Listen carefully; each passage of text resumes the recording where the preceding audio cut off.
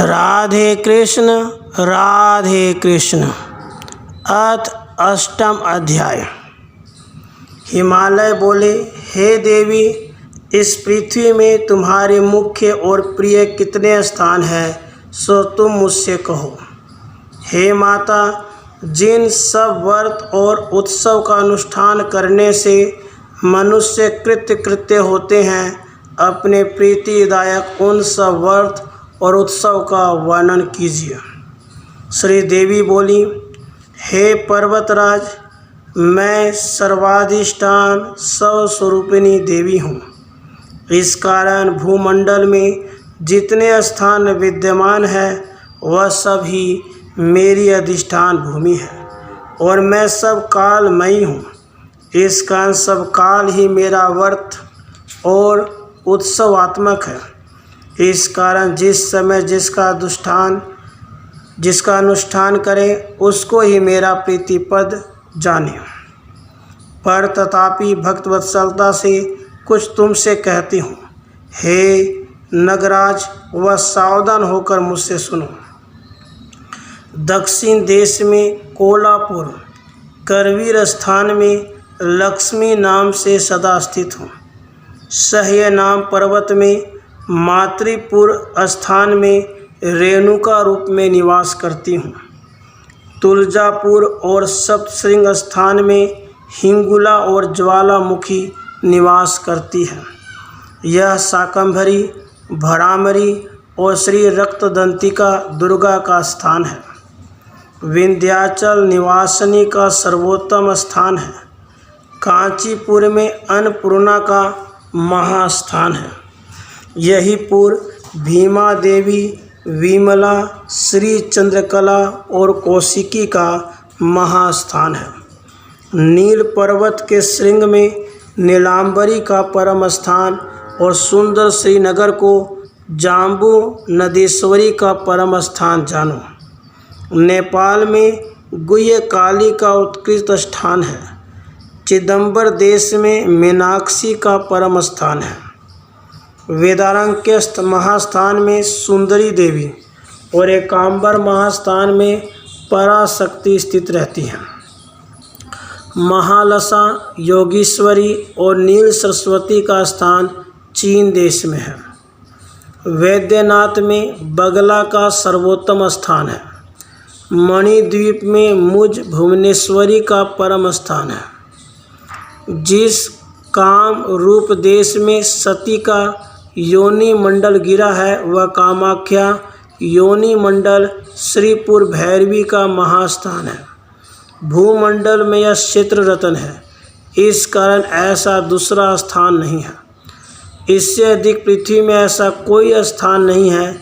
इस स्थान में महामाया प्रत्येक मास में रजस्वला होती हैं। यहाँ के सब देवता पर्वत भाव को प्राप्त हो वहाँ निवास करते हैं।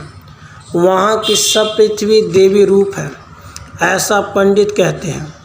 इस कामाख्या योनि मंडल से श्रेष्ठ दूसरा स्थान नहीं है। पुष्कर क्षेत्र गायत्री का परम स्थान है। अमरेश, चंडिका और प्रभास में पुष्करेशनी निवास करती है। नेमिष महास्थान में लिंगधारिणी देवी, पुष्कराक्ष में पुरुहूता और आषाढ़ी स्थान में रति निवास करती हैं। चंडमुंड के महास्थान में दंडिनी, परमेश्वरी, भारभूति स्थान में भूति, नकुल स्थान में नकुलेश्वरी निवास करती है। हरिश्चंद्र स्थान में चंद्रिका, श्री पर्वत में सांकरी, जपेश्वर में त्रिशूला और आम्रातकेश्वर में सुषमा निवास करती है।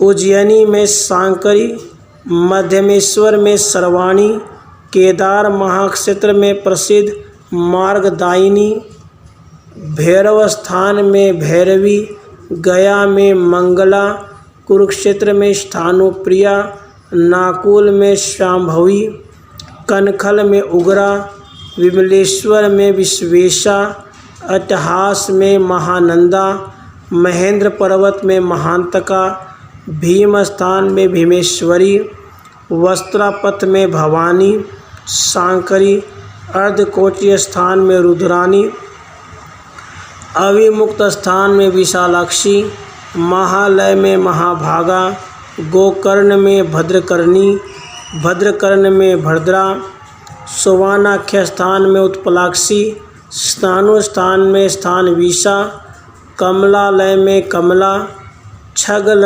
स्थान में दक्षिण देश में समुद्र के निकट में प्रचंडा, कुरंड में त्रिसंध्या, माकोट में मुकुटेश्वरी, मंडलेश में सांडकी, कालंजर में काली, शंकुकर्ण में धवनी, स्तुलकेश्वर में सथुला और ज्ञानियों के हृदय कमल में परमेश्वरी देवी हरे लेखा प्राण्य शक्ति रूप में निवास करती हैं।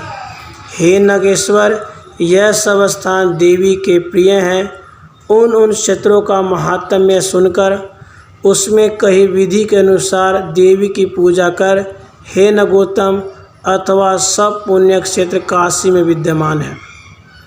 देवी की भक्ति में तत्पर मनुष्य नित्य काशी में निवास करे, उन स्थानों को देखता हुआ निरंतर देवी का जप करे और भगवती के चरण कमल का ध्यान करता हुआ भव बंधन से छूट जाता है। यह देवी के नाम जो प्रभात काल उठकर पढ़ता है, हे नगस्तम, उसी समय उसके पाप नष्ट हो जाते हैं।